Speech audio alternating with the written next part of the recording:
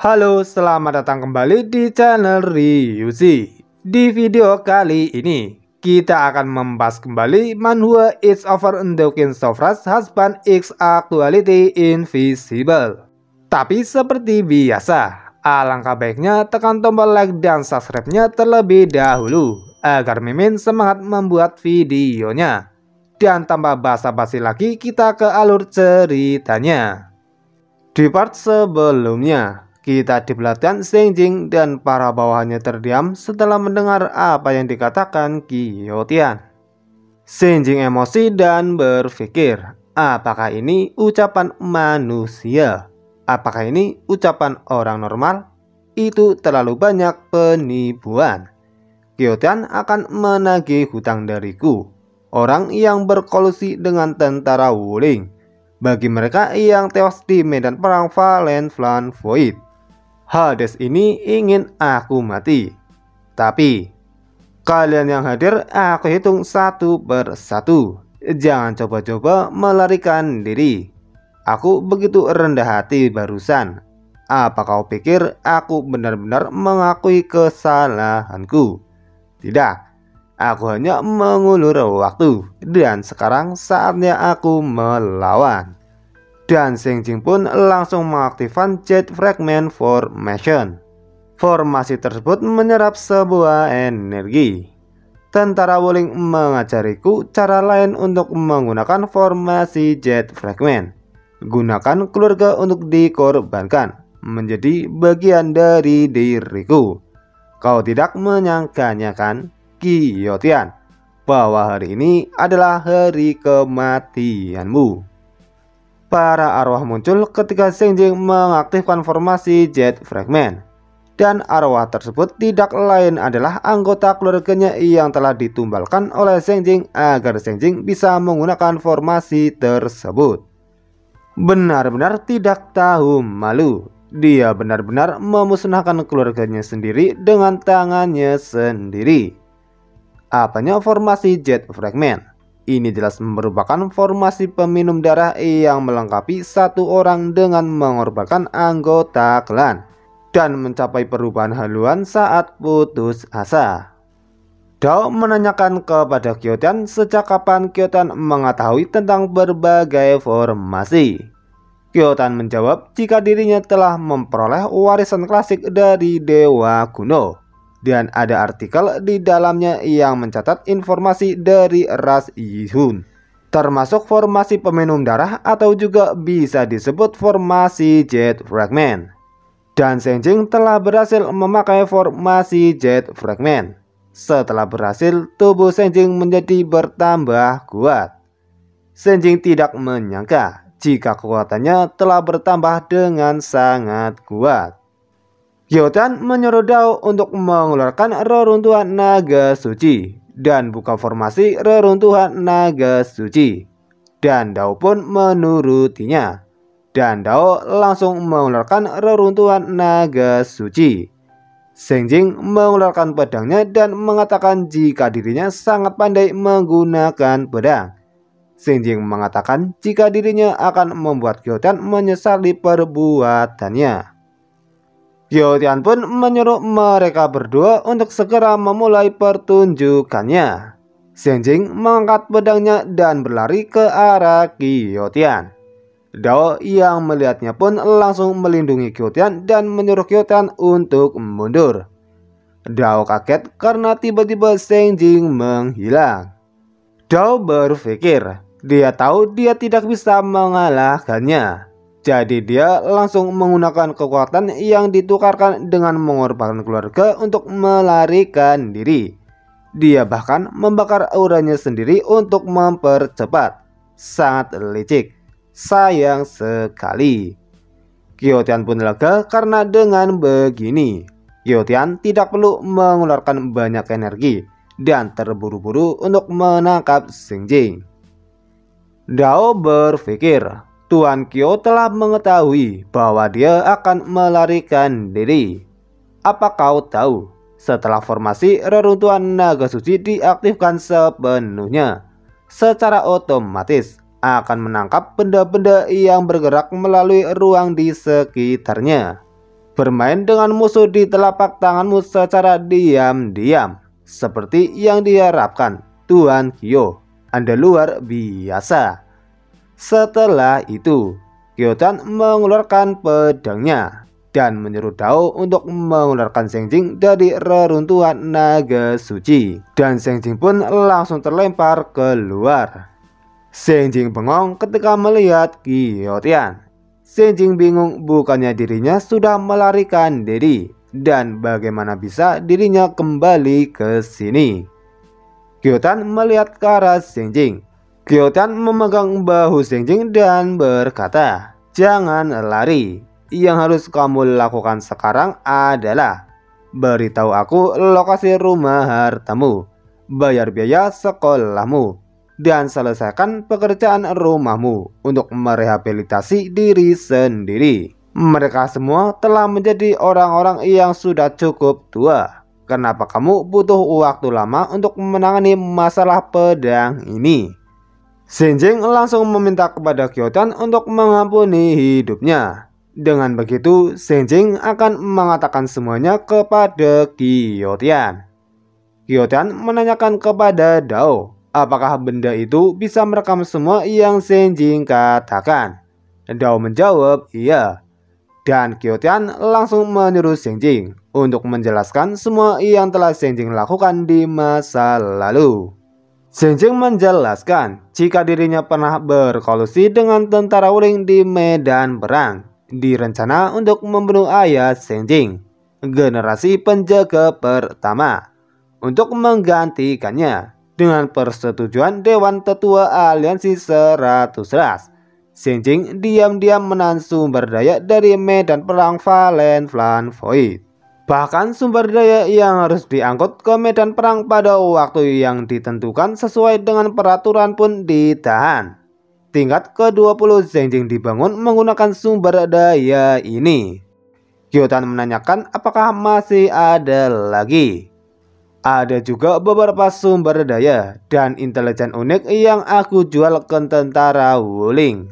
Aku telah mengatakan semua yang harus aku katakan. Bisakah Anda memaafkanku atas kesalahan yang telah aku lakukan?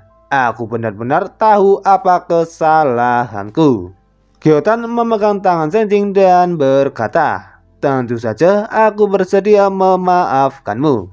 Dan aku juga yakin kau dapat memperbaiki kesalahanmu, Jie Sengjing."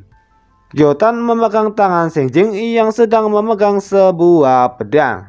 Lalu Kyo-chan langsung menusuknya ke dada Sengjing. "Aku bisa memaafkanmu. Tetapi apakah para prajurit yang dibunuh olehmu dan orang-orang tak berdosa yang dibunuh oleh keluarga Jie memaafkanmu? Kau perlu pergi ke alam baka dan bertanya secara langsung." Sebelum mati, Sengjing memanggil ayahnya dan membayangkan ketika ayahnya dibunuh oleh dirinya. "Aku bukan ayahmu, jangan berteriak." Dan setelah itu Sengjing pun mati.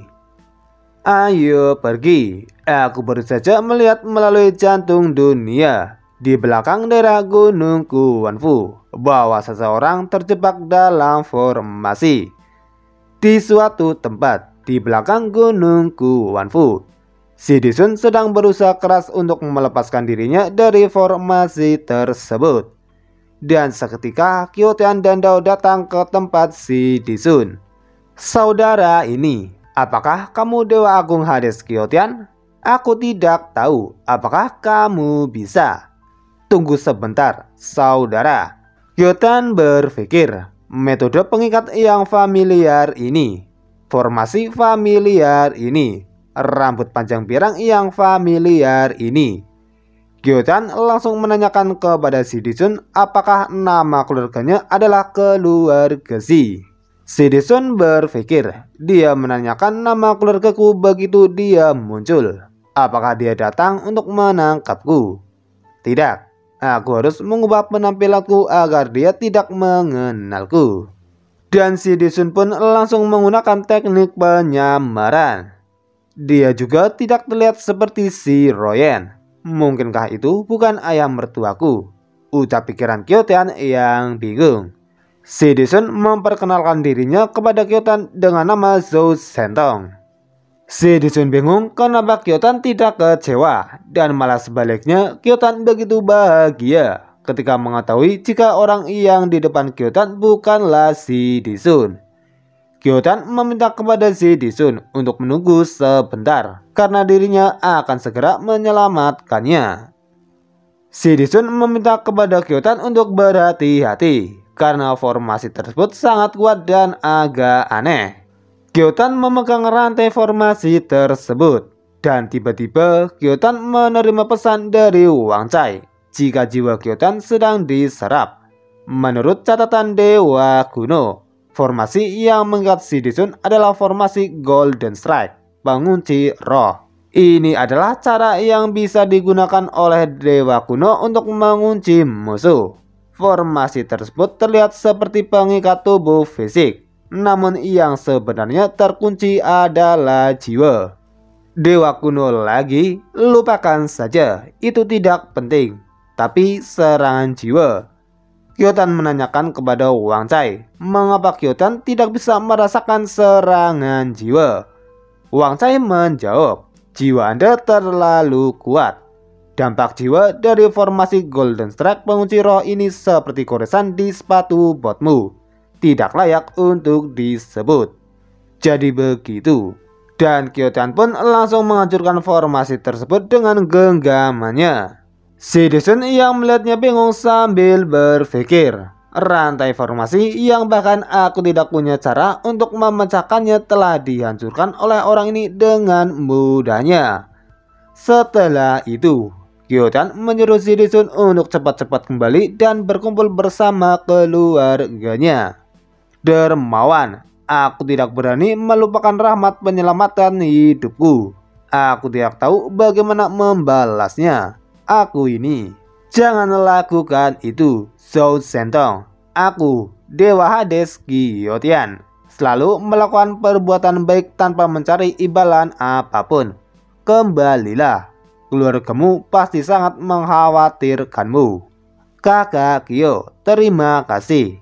Jika memiliki takdir untuk bertemu lagi di masa depan, so pasti akan minum dan mengobrol dengan dermawan.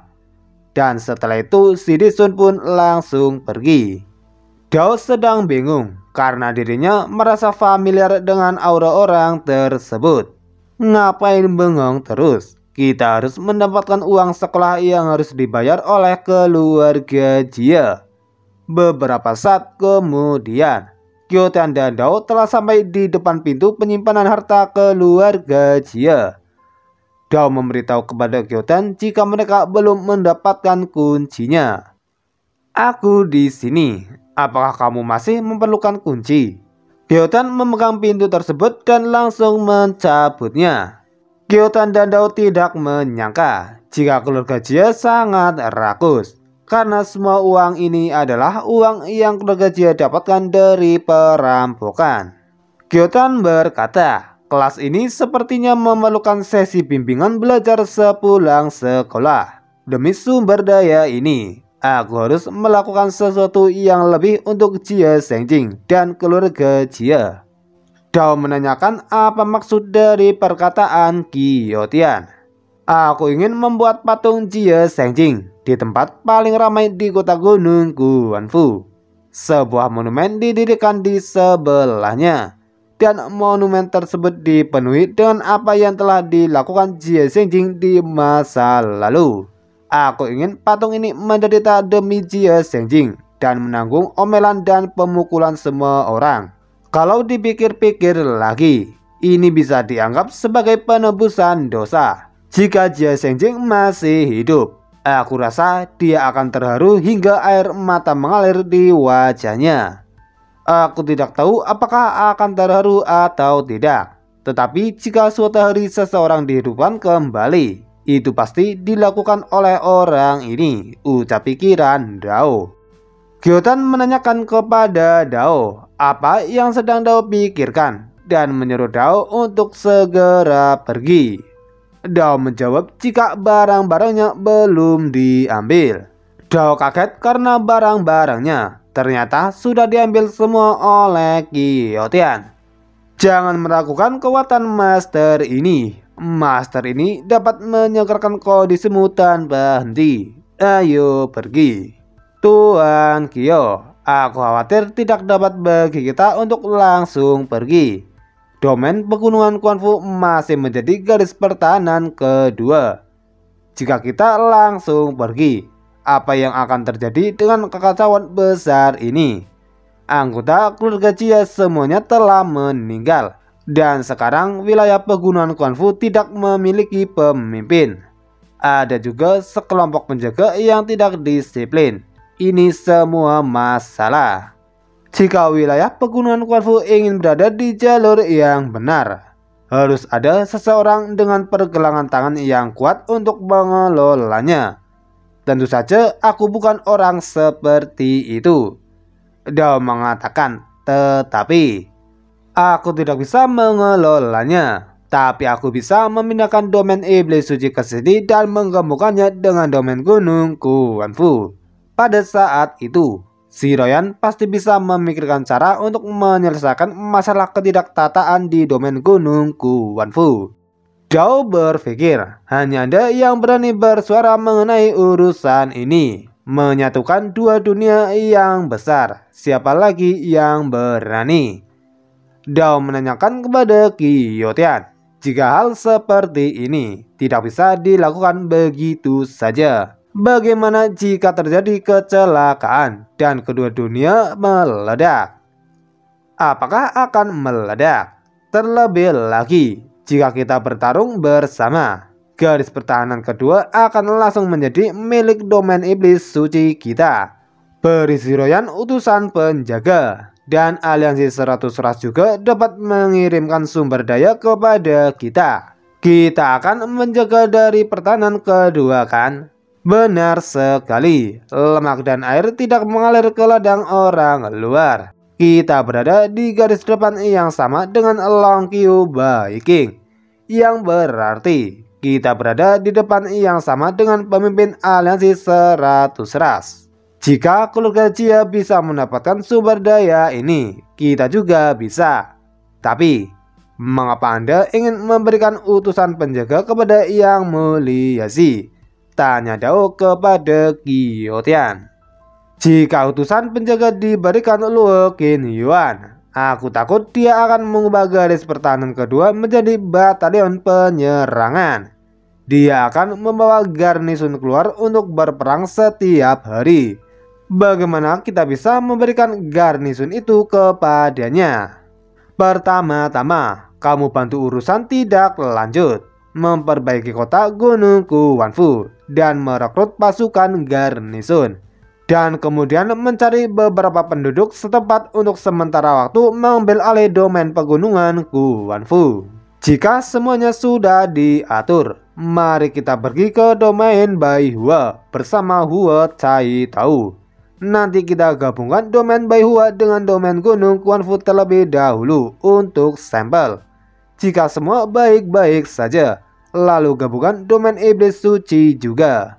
Aku harus tidur lebih awal dan istirahat yang cukup. Bergadang tidak baik untuk kulitku. Aku harus mengandalkan wajah ini untuk makan soft rice. Dao berpikir, kalau malas, ia bilang malas saja. Bagaimana bisa dikatakan kulit buruk mempengaruhi makan soft rice? Sungguh, setelah mengatur banyak pekerjaan, kamu akan terbebas. Itu benar-benar satu kata dari pemimpin. Akan membuat bawahannya kehilangan kakinya. Izinkan aku menggunakan mayatnya untuk mengejutkan orang-orang di kota gunung Quanfu. Ngomong-ngomong, beritahu mereka siapa yang menyelamatkan mereka dari penderitaan. Dan Dao pun langsung mengeluarkan kekuatan naganya. Orang-orang pada kaget setelah merasakan kekuatan Dao yang begitu kuat. Dao berkata, pemimpin pencuri Jie Senjing telah dibunuh oleh tuanku Dewa Agung, Tuan Qiyou. Di sisi lain, keluarga Guerrero kaget setelah melihat kekuatan Dao yang sangat kuat. Mereka bingung siapa itu Dao, karena Dao menggunakan topeng. Mereka juga bingung bagaimana orang sekuat itu sebenarnya adalah pengikut Dewa Agung Hades Giotian. Pantas saja Jia Senjing bisa meninggal seperti itu. Queryon bingung kenapa Shirishun belum kembali, padahal pertarungannya sudah selesai. Dan tiba-tiba Shirishun yang berubah menjadi Zhou Sentong telah kembali. Queryon menanyakan bagaimana Shirishun berubah menjadi wajah Zhou Sentong. Queryon menyuruh Shirishun untuk masuk terlebih dahulu. Ayah Queryon menanyakan siapa dia, dan Shirishun pun langsung berubah ke bentuk aslinya. Shirishun mengatakan jika dirinya kesakitan saat menggunakan teknik rahasia pengubah wajah dan penampilan. Ayah Queryon menanyakan kepada Shirishun bagaimana Shirishun bisa menjadi seperti ini. Ayah Queryon berpikir jika ini adalah pertama kalinya dirinya melihat teknik rahasia yang bisa mengubah penampilan. Mungkin pembahasan kali ini cukup sampai di sini terlebih dahulu, dan sampai jumpa di next video.